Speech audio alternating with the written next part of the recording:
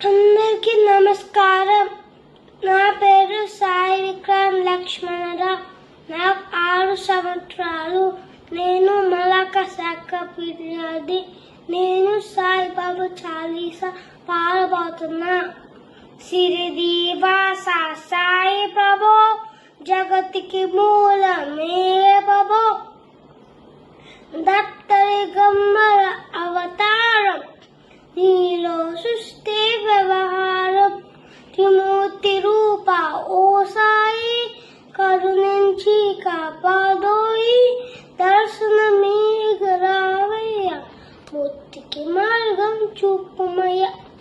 సిరిదివాస సాయి ప్రభో, జగతికి మూలం నీవే ప్రభో, దత్తరి గమ్మల అవతారం, నీలో సృష్టి వ్యవహారం.